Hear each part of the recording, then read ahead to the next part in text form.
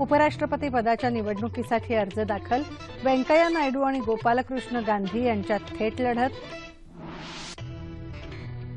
उपराष्ट्रपतीपदी निवड झाल्यास परंपरा आणि मापदंडाचं पालन करत पदाची प्रतिष्ठा कायम राखेन, व्यंकय्या नायडू। केंद्रीय माहिती आणि प्रसारण मंत्रालयाचा अतिरिक्त कार्यभार स्मृती इराणी यांनी स्वीकारला। गोरक्षणावरून होणारा हिंसाचार आणि शेतकऱ्यांच्या प्रश्नांवर संसदेच्या दोन्ही सभागृहांचं कामकाज दिवसभरासाठी स्थगित। राज्यसभेत दलित अत्याचारांवरच्या भाषणासाठी पुरेसा वेळ न दिल्याच्या मुद्द्यावर संतप्त मायावतींचा खासदारकीचा राजीनामा। आगामी 2 वर्षात ऊसाचं 3 लाख हेक्टर क्षेत्र सूक्ष्म सिंचनाखाली आणण्याच्या योजनेला राज्य मंत्रिमंडळाची मंजुरी। मनोधैर्य योजनेच्या अर्थसहाय्यात भरीव वाढ करण्याचा तसंच माझी कन्या भाग्यश्रीची व्याप्ती वाढवण्याचा राज्य मंत्रिमंडळाचा निर्णय। टीम इंडियाच्या गोलंदाज प्रशिक्षकपदी भरत अरुण, क्षेत्ररक्षक प्रशिक्षक म्हणून आर श्रीधर तर सहाय्यक प्रशिक्षकपदी संजय बांगर यांची निवड। आणि येत्या 36 तासात कोकण, मध्य महाराष्ट्र आणि मराठवाड्यात मुसळधार पावसाचा हवामान खात्याचा इशारा। नमस्कार, 9:30च्या बातमीपत्रात मी स्नेहा आघारकर आपलं स्वागत करते। आता पाहूया बातम्या विस्ताराने। उपराष्ट्रपती पदाच्या निवडणुकीसाठी राष्ट्रीय लोकशाही आघाडीचे उमेदवार एम व्यंकय्या नायडू यांनी आज आपला उमेदवारी अर्ज भरला। यावेळी पंतप्रधान नरेंद्र मोदी, भाजपचे ज्येष्ठ नेते लालकृष्ण अडवाणी, मुरली मनोहर जोशी, पक्षाध्यक्ष अमित शहा, परराष्ट्र व्यवहार मंत्री सुषमा स्वराज, वित्तमंत्री अरुण जेटली यांच्यासह भाजपचे ज्येष्ठ नेते उपस्थित होते।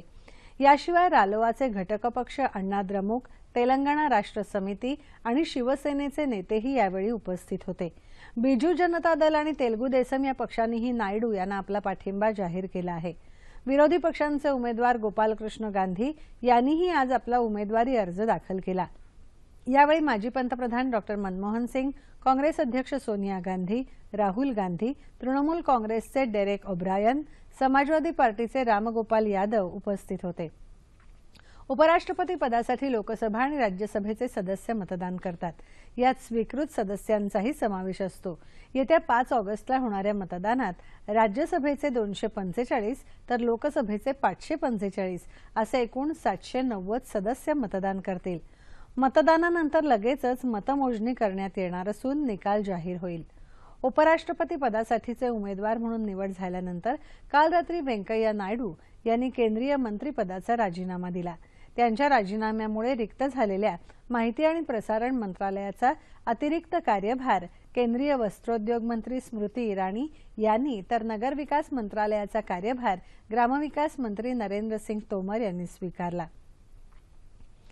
देशाच्या उपराष्ट्रपती पदावर निवड झाल्यास या पदाच्या प्रतिष्ठेला साजेसं काम करेन अशी ग्वाही राष्ट्रीय लोकशाही आघाडीचे उपराष्ट्रपती पदाचे उमेदवार व्यंकय्या नायडू यांनी दिली। उमेदवारी अर्ज दाखल केल्यानंतर घेतलेल्या वार्ताहर परिषदेत ते बोलत होते।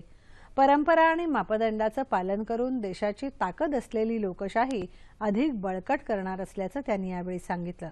आजपर्यंत पक्षाने दिलेली विविध प्रकारची जबाबदारी निभावली असल्याचं सांगतानाच आजपासून आपली भूमिका वेगळी आहे।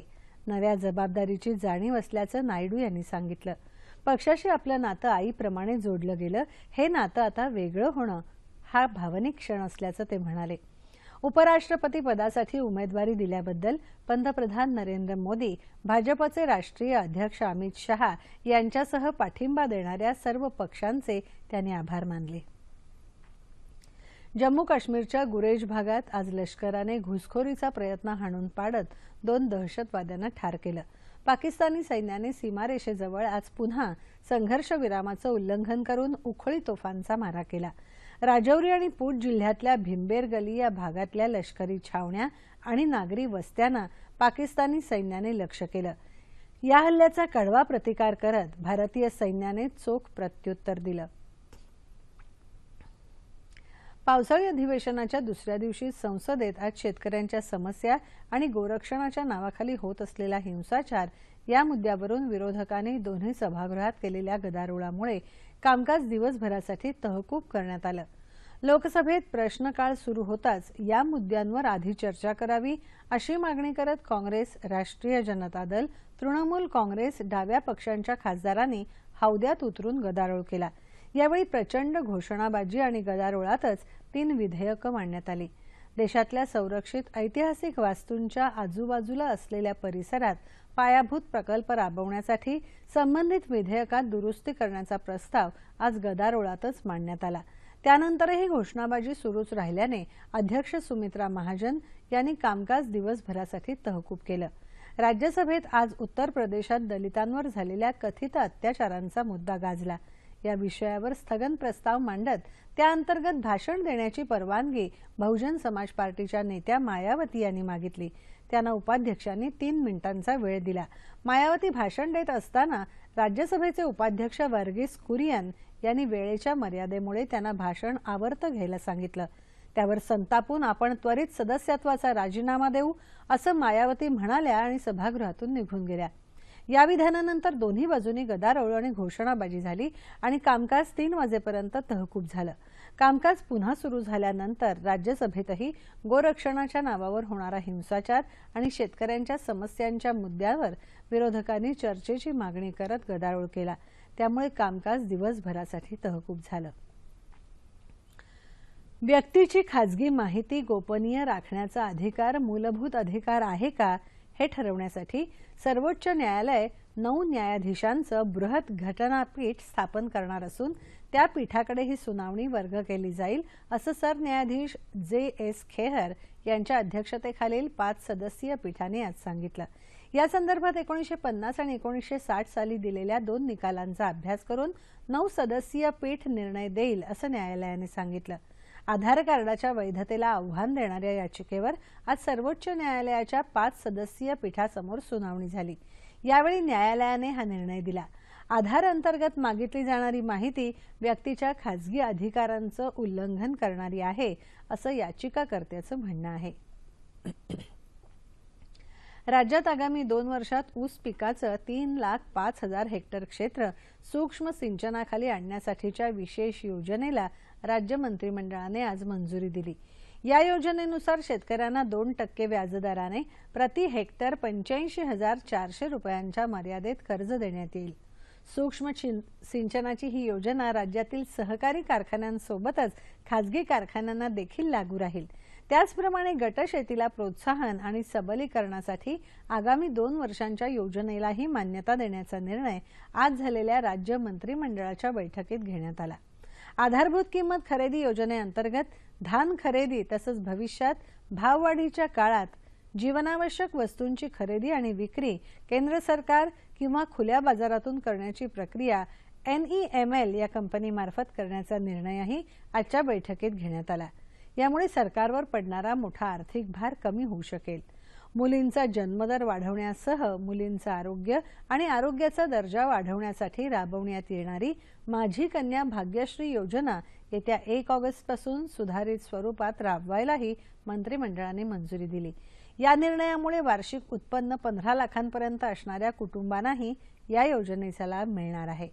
त्याचप्रमाणे बलात्कार पीडिता तसंच ॲसिड हल्ल्यांमध्ये बळी पडलेल्या महिला आणि बालकांना अर्थसहाय्य तसंच त्यांचं पुनर्वसन करण्यासाठी राबवण्यात येणाऱ्या मनोधैर्य योजनेच्या निकषात बदल करण्याचा निर्णयही आज घेण्यात आला। नव्या निकषानुसार पीडितांना 10 लाख रुपयांचं अर्थसहाय्य मिळणार आहे। यापैकी 75% रक्कम 10 वर्षांसाठी पीडितांच्या नावाने बँकेत मुदत ठेव म्हणून तर 25% रकमेचा धनादेश तत्काळ देण्यात येईल।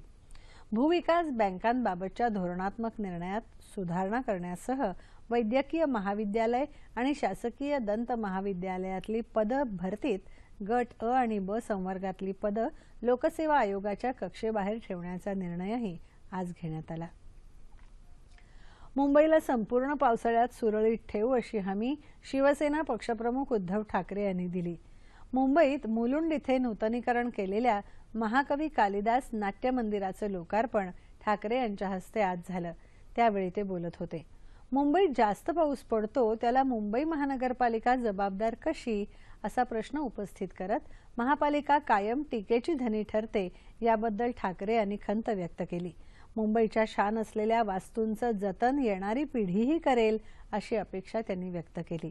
यावेळी महापालिका आयुक्त अजॉय मेहता, महापौर विश्वनाथ महाडेश्वर यांच्यासह नाट्य क्षेत्रातले अनेक मान्यवर उपस्थित होते। राज्यात एकीकडे शिवसेना मंत्रिमंडळात आहे तर दुसरीकडे आंदोलन करत आहे। जनतेच्या प्रश्नांच्या नावाखाली हा ढोंगीपणा सुरू आहे अशी टीका राष्ट्रवादी काँग्रेसचे नेते अजित पवार यांनी केली। ते आज ठाणे इथे वार्ताहर परिषदेत बोलत होते। आपण सरकारमध्ये असलो तरी सरकारशी सहमत नाही असं दाखवून दुटप्पीपणा करू नका असा सल्ला त्यांनी शिवसेनेला दिला। मुंबई नागपूर समृद्धी महामार्गाबाबत भूसंपादनासाठीची रक्कम देण्याचं काम जिल्हाधिकारी पातळीवर होण्यासारखं असताना शिवसेनेचे मंत्री एकनाथ शिंदे यांनी करारावर सही का केली असा प्रश्न त्यांनी उपस्थित केला। राज्यातल्या शेतकऱ्यांची नेमकी कर्जमाफी किती झाली हे स्पष्ट नाही। वस्तू आणि सेवा करामुळे केंद्र सरकार निधी देत नाही। अशा परिस्थितीत शिवसेना आणि भाजपमधल्या कुरघोड्या नित्याच्याच आहेत असं अजित पवार म्हणाले। तत्पूर्वी आज ठाण्यात झालेल्या राष्ट्रवादी काँग्रेसच्या कार्यकर्त्यांच्या मेळाव्यातही त्यांनी मार्गदर्शन केलं। यावेळी प्रदेशाध्यक्ष सुनील तटकरे, माजी मंत्री गणेश नाईक, जितेंद्र आव्हाड उपस्थित होते।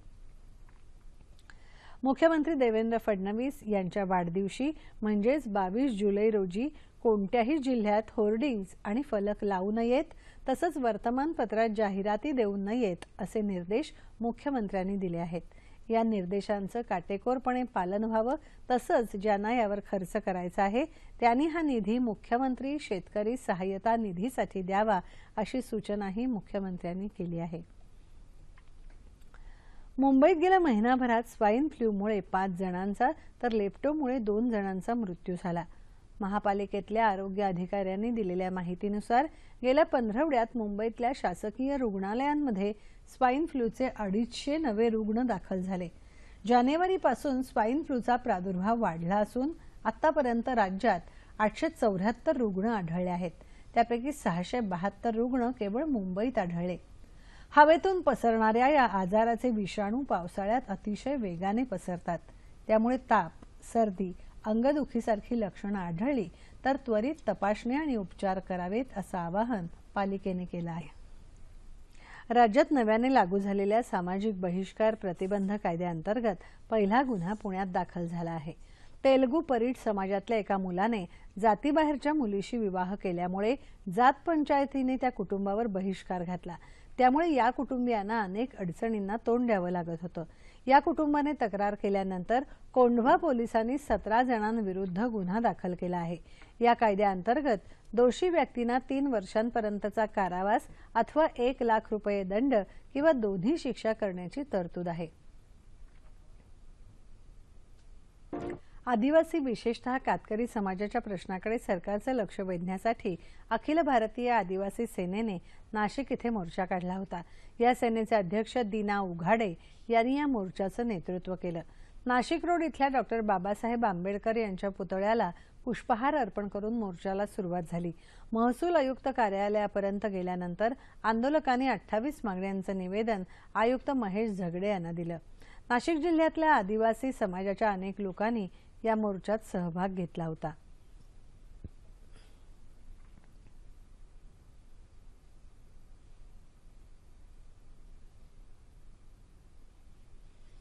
जनतेला विज्ञानाची गोडी लागावी या उद्देशाने देशभर भ्रमण करणारी विज्ञान एक्सप्रेस ही रेल्वेगाडी आज रायगड जिल्ह्यातल्या रोहे रेल्वे स्थानकावर दाखल झाली।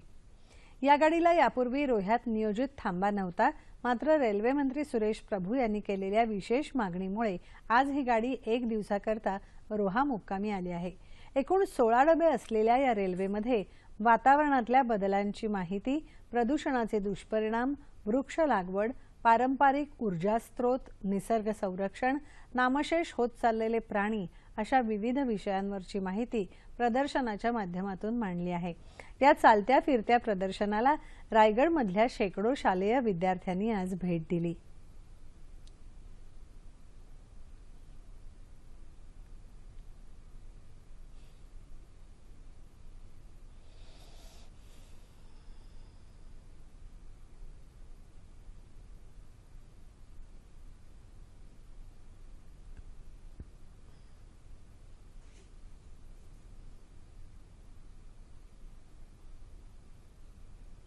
साहित्यभूषण लोकशाहीर अण्णाभाऊ साठे यांच्या 48व्या स्मृतिदिनानिमित्त नागपूर इथल्या दीक्षाभूमीवर साठे यांच्या पुतळ्याला पुष्पहार अर्पण करून अभिवादन करण्यात आलं। नागपूर महापालिकेच्या लक्ष्मीनगर विभागाचे सभापती प्रमोद भोयर यांनी यावेळी साठे यांच्या कार्याचा गौरव केला। नागपुरातल्या विविध सामाजिक संस्थांतर्फेही लोकशाहीरांना आदरांजली वाहण्यात आली। बीसीसीआय अर्थात भारतीय क्रिकेट नियामक मंडळाने भारतीय क्रिकेट संघाच्या गोलंदाजीच्या प्रशिक्षक पदासाठी माजी गोलंदाज भरत अरुण यांची नियुक्ती केली आहे। बीसीसीआयच्या आज मुंबईत झालेल्या बैठकीनंतर बीसीसीआयचे सचिव अमिताभ चौधरी यांनी वार्ताहर परिषदेत ही माहिती दिली। या बैठकीला बीसीसीआयचे हंगामी अध्यक्ष CK खन्ना आणि भारतीय संघाचे नवे मुख्य प्रशिक्षक रवी शास्त्री उपस्थित होते। भरत अरुण यांनी आधी 2014 ते 2016 या काळात रवी शास्त्री भारतीय संघाचे संचालक असताना गोलंदाज प्रशिक्षक म्हणून काम पाहिलं आहे। अरुण यांची निवड पुढच्या 2 वर्षांसाठी असेल।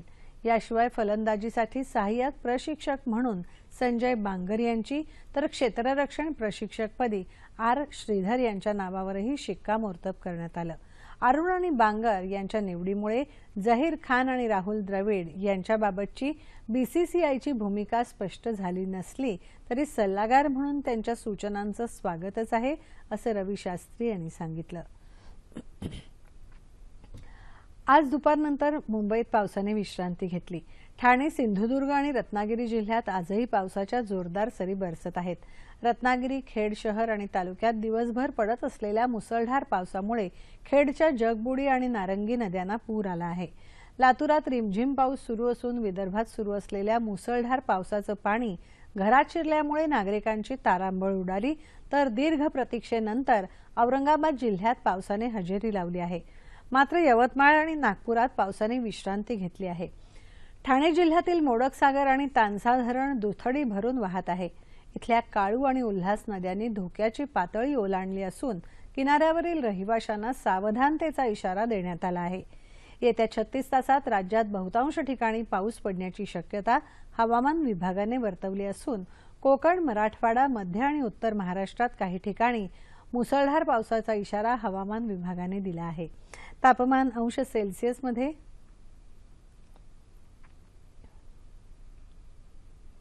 मुंबई 27 आणि 23, नागपूर 32 आणि 23, पुणे 26 आणि 22, औरंगाबाद 31 आणि 21, नाशिक 27 आणि 21, कोल्हापूर 24 आणि 21, रत्नागिरी 27 आणि 24, सोलापूर 31 आणि 21 आणि अमरावती 31 आणि 23 अंश सेल्सिअस। ठळक बातम्या पुन्हा एकदा। उपराष्ट्रपती पदाच्या निवडणुकीसाठी अर्ज दाखल, व्यंकय्या नायडू आणि गोपालकृष्ण गांधी यांच्यात थेट लढत।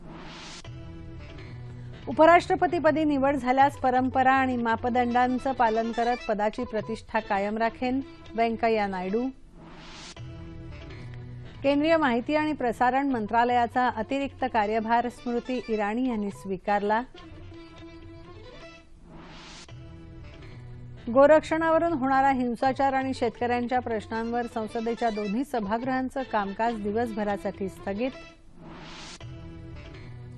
राज्यसभेत दलित अत्याचारांवरच्या भाषणासाठी पुरेसा वेळ न दिल्याच्या मुद्द्यावर संतप्त मायावतींचा खासदारकीचा राजीनामा। आगामी 2 वर्षात ऊसाचं 3 लाख हेक्टर क्षेत्र सूक्ष्म सिंचनाखाली आणण्याच्या योजनेला राज्य मंत्रिमंडळाची मंजुरी। मनोधैर्य योजनेच्या अर्थसहाय्यात भरीव वाढ करण्याचा तसंच माझी कन्या भाग्यश्रीची व्याप्ती वाढवण्याचा राज्य मंत्रिमंडळाचा निर्णय। टीम इंडियाच्या गोलंदाज प्रशिक्षकपदी भरत अरुण, क्षेत्ररक्षक प्रशिक्षक म्हणून R श्रीधर तर सहाय्यक प्रशिक्षकपदी संजय बांगर यांची निवड। आणि येत्या 36 तासात कोकण, मध्य महाराष्ट्र आणि मराठवाड्यात मुसळधार पावसाचा हवामान खात्याचा इशारा। याबरोबरच हे बातमीपत्र संपलं। पुन्हा भेटूया उद्या सकाळी 8:30 वाजता सह्याद्री वाहिनीवर।